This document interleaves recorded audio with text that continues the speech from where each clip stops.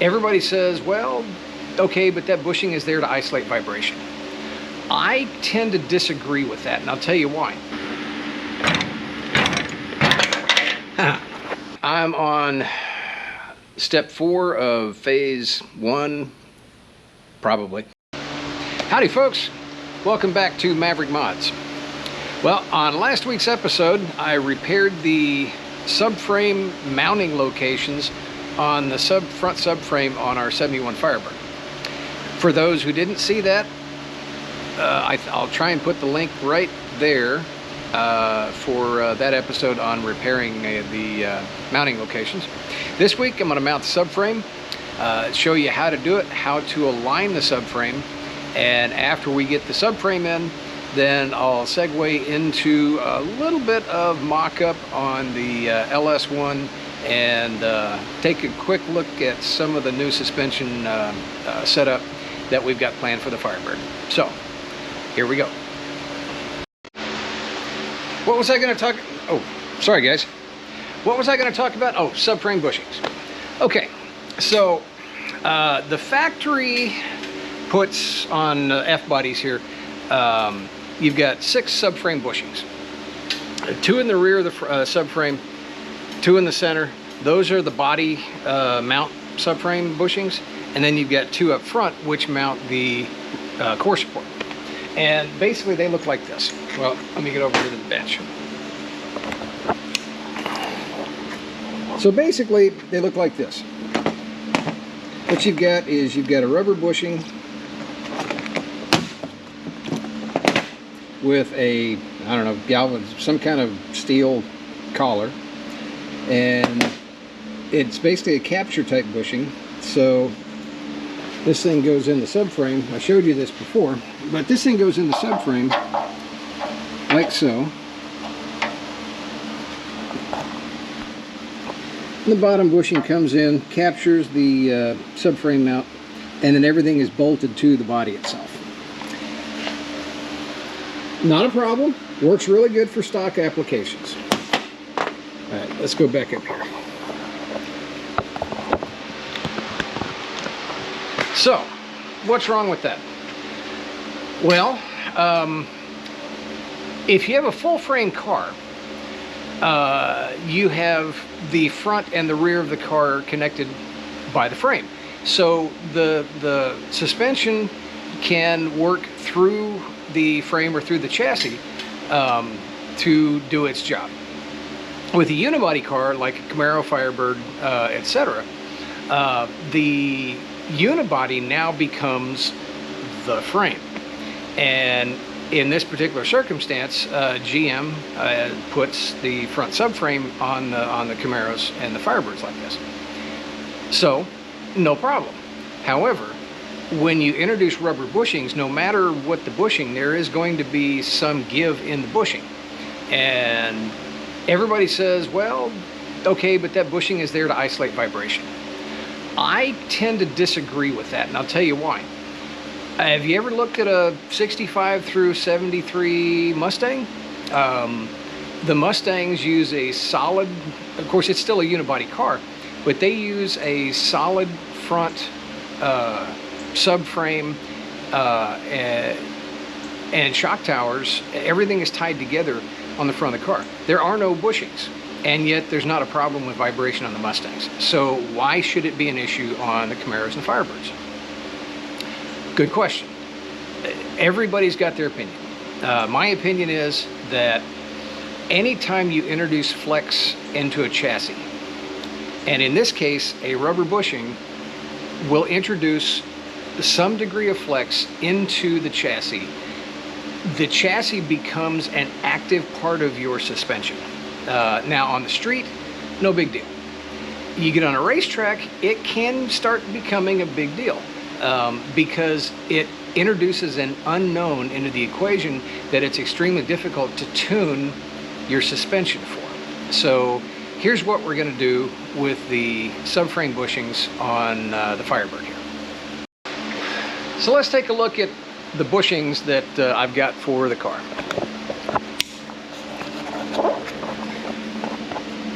So here are the factory bushings. Okay, now I could go back. Now these are actually new. These are the ones that the previous owner had already installed in the already installed subframe that were pulling through the holes in the subframe that I just fixed. So these are new, but we could put these back in. A couple of companies make polyurethane bushings, but polyurethane is just a harder rubber. Granted, they are harder. Or we could go with what I went with here. So this is a solid bushing. It's aluminum. Does the exact same thing as the factory bushing. Same size. Okay. Comes as a kit. The one we bought is from ProForged. Not a sponsor. I like the write-up on it. They look good. They look like a quality piece. We'll see how that works out. With the bushing dilemma solved, next up, let's get this subframe mounted on the car. I'll show you how to align it, and we'll just get it bolted up. This is not going to be permanent. This is for mock-up purposes only. So, here we go. Let's get this subframe in, but there's a little bit more to it than just sliding it out of the car and bolting it up. We do have to align it. And how do we do that? Well, the factory was nice enough to give us some alignment methods. So if you look on the pad on the subframe, we've got a hole here. If you look right here, that is where the pad actually, the bushing actually resides. Right next, we got a slot there. Okay. Well, interestingly enough, that slot is the perfect size, and this hole is the perfect size of, now if you can read that or not, I found a good light, a 7/16 socket. If we look on the other side, we have the same hole in this pad, socket fits, and here on this side we don't have a slot, we have an actual hole. Okay, so the idea is if we go on that side, we can put it in the slot. We come over here and that hole will mark this perfectly. As an aside, I know you guys know this, I have two sockets here. This is an 11mm. If you ever can't find your 7/16 socket, grab the 11 out of your toolbox. It's the exact same size, and interestingly enough, both of these sockets are the exact same diameter. So let's slide this underneath here. I'll support the back end and get this in position, and I'm going to just put the bushings in and loosely put the bolts in, but I'm not going to tighten it yet until after I align it. First things, let's get the bushing in.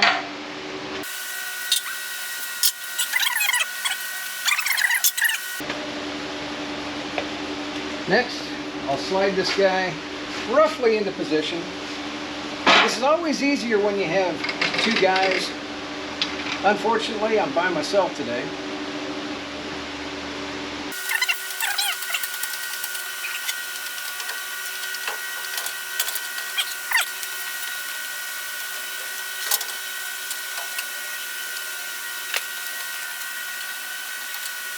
Okay, let me see if I can get some bolts in this. So what I'm going to do here is I'm going to put the cup up here, just get the bolt in and see if I can get the bolt in started a few threads.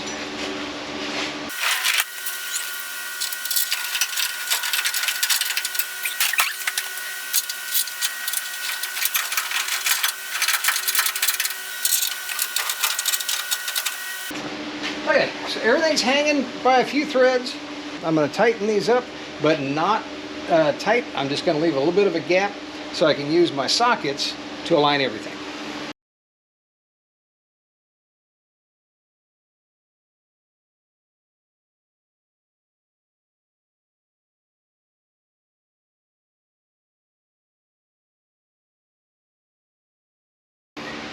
Okay, so I've got all the bolts in, snugged but not snug, if that makes sense, so that I can actually wiggle the subframe a little bit. I've got just a smidge of tension off of the front of the subframe so that I can move as necessary. Just take my socket here and see where we're at. You can kind of see, okay, we missed just a little bit. So let's move this. Let's see if I can do this with the camera.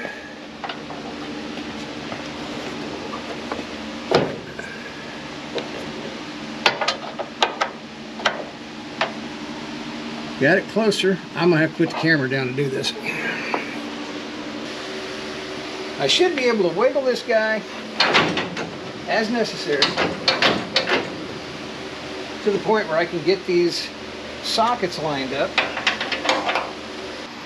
So with a little bit of wiggling, a little bit, well, to be honest, manhandling, kind of moved it to the point, you see how that socket just slides right up there. So this is aligned. Let's go check the other side. All right, so we're here on the other side. I slide my socket up in there. I'm off just a little bit. You can kind of see where it's angled just a bit.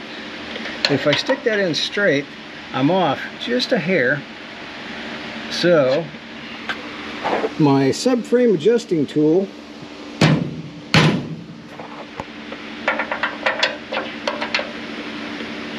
and it slides right in. Might be just a little bit off too. I'll work on that. Hang on a second.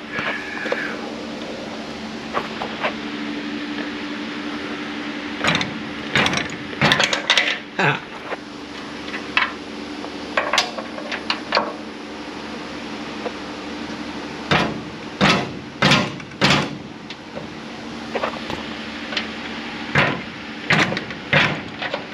Perfect.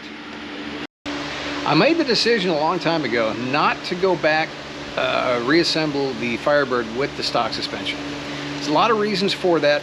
I'm going to do an entire episode where I bore you to tears and explain why. But for now, what I need to do is I need to do some mock-up and kind of see how the interaction between the engine cradle slash front K member, whatever you want to call it, from the Z28 donor car that we got actually interacts and fits with the stock subframe. Can I marry the two of them together? And I also need to see where the engine location is going to play into all of that. So for the next few minutes, that's what we're going to do. Okay, I'm on step 4 of phase 1, probably, of fitting the front suspension, front cradle, if we can use it. And part of that is going to be, I've got to see where the engine sits in relation to the motor mounts that are on the cradle versus what I've got here on the original Firebird subframe.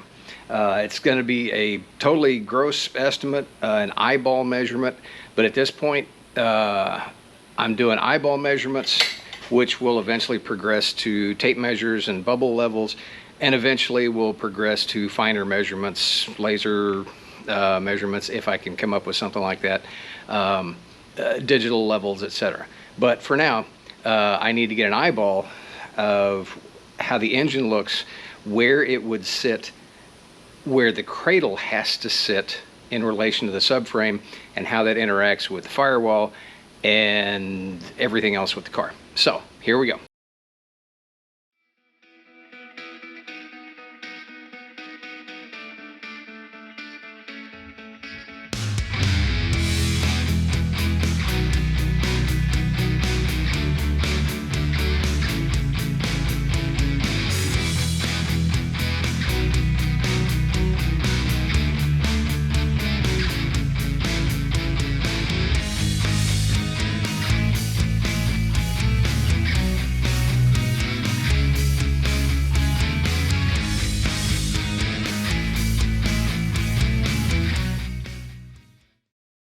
Okay, so the engine is perched very precariously.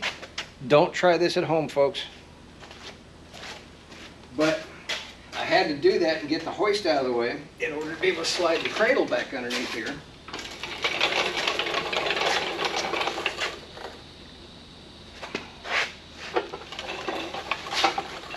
All right, so I'll put the cradle back in the location where it's got to be.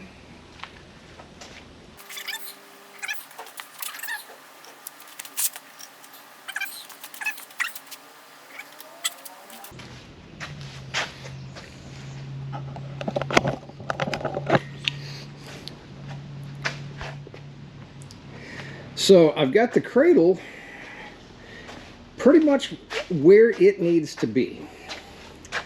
What I'm doing here is I'm trying to get an eyeball assessment of where the motor mounts on the cradle are going to locate the engine. In other words, do I have enough room back here at the firewall and the transmission tunnel based on where the cradle is going to locate the engine, if that makes sense.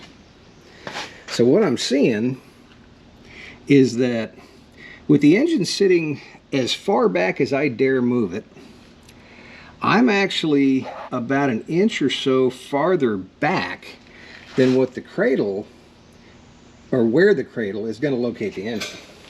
So let's sit and think about that for a minute. All right, so where was I? Okay.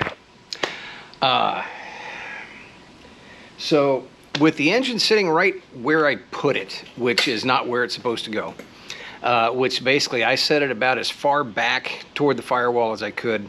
Got good clearance on the transmission tunnel so far, so we're good back there. Transmission, tail shaft, or tail housing, kind of about where it needs to be height-wise. And it's just propped there sitting right now. So when I put the cradle underneath it, what it showed me was that when I replace the factory cross member with the cradle from the Z28, the engine is actually going to need to move forward from where it sits right now about 1 inch. So that's actually a good. And the reason is it gives me more room back on the firewall.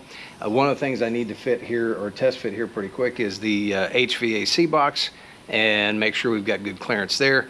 But so far I'm not seeing any problems. So let me lift the motor up, move it forward to where it needs to be, and let's reassess, take a look at where we're at.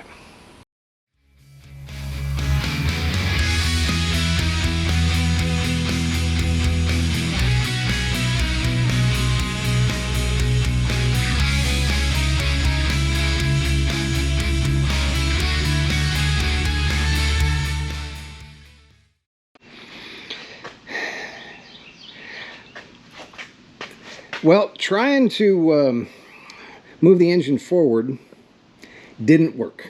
The reasoning behind that is I've hit the limit, I don't know if you can see that or not, but I've hit the limit of where the factory cross member and the oil pan kind of hit, and the engine, basically where the engine is now on the factory cross frame is where it has to be. And of course, when I'm done modifying the subframe, that factory cross member is going to be gone, so that's not an issue. But it's still good to have the engine sitting in here. I've got, you know, it's sometimes you just need to get that big picture look about where everything is going to go. And another thing, I can only ascribe this to sometimes boys must be boys. It means nothing whatsoever, but I've got a set of headers. I just had to see if they fit. Even though this subframe is going to be modified such to the point where this essentially means absolutely nothing other than if you got a set of headers, you got to try them. So the headers fit. All right, on to continuing to modify the subframe. Well, there you have it. I hope I didn't confuse you too bad. A lot of mock-up, probably didn't make a whole lot of sense at this point. Over the next few weeks, I'll go into a lot more depth on just what replacement parts are going to go where and why. For now, sure do appreciate you guys watching. Please like, share, and subscribe. It certainly does help me out. Everybody, have a great day.